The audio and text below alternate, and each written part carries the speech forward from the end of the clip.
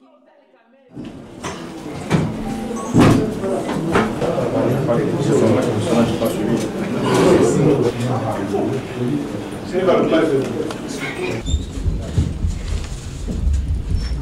chef de l'État, dans son adresse devant les deux chambres réunies, a dévoilé sa nouvelle vision politique.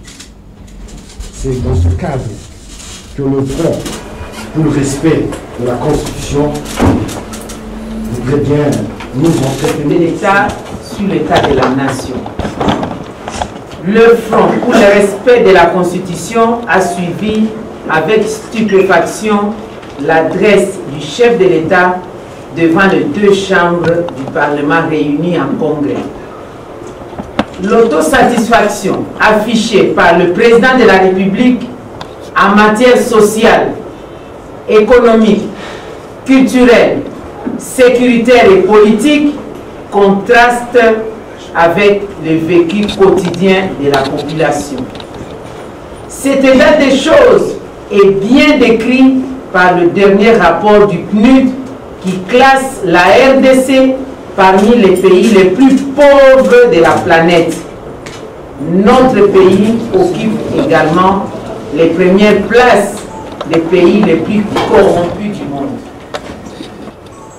La gestion calamiteuse du pays depuis 15 ans a pour conséquence notamment le faible taux de desserte en eau potable, en électricité, les salaires modiques et impayés depuis plusieurs mois, l'accroissement du taux de chômage, l'instabilité du taux d'échange, la déperdition scolaire, l'accentuation de la délinquance juvénile, la précarité des voies et moyens de transport, l'insécurité généralisée particulièrement à l'est du pays, bref, tous les indicateurs socio-économiques sont au rouge.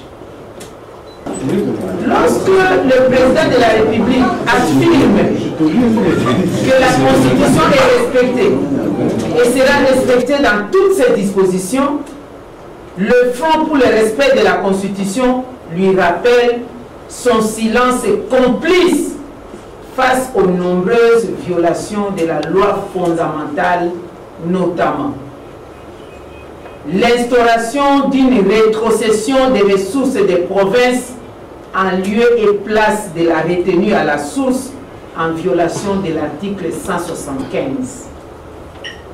La prise en charge de l'enseignement par les parents pourtant déclaré gratuit à un certain niveau par la Constitution, c'est une violation de l'article 43. La nomination des commissaires spéciaux en violation de l'article 198.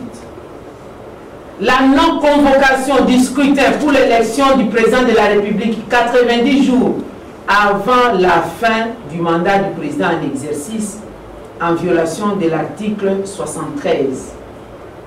L'instrumentalisation de la Cour constitutionnelle en violation du principe de séparation des pouvoirs consacré à l'article 149. Des graves violations des droits de l'homme, le musellement de la presse, ainsi que l'obstruction à l'organisation des manifestations publiques en violation des articles 24, 25 et 26 de la Constitution. Présentation enfin des conclusions des arrangements et combines politiques issus d'un prétendu dialogue de la Cité de l'Union africaine comme mode de gestion, d'organisation et d'exercice du pouvoir de l'État en substitution de la Constitution. Mesdames et messieurs, le Front pour le respect de la Constitution note également que cette adresse vient ramener le pays dans la dictature en rejetant l'apport des acteurs nationaux et s'éloigne de l'esprit de la résolution 2277 du Conseil de sécurité des Nations Unies. État des choses qui ferme la porte malheureusement à toute possibilité de consensus et d'inclusivité sous une attitude de défi au peuple congolais.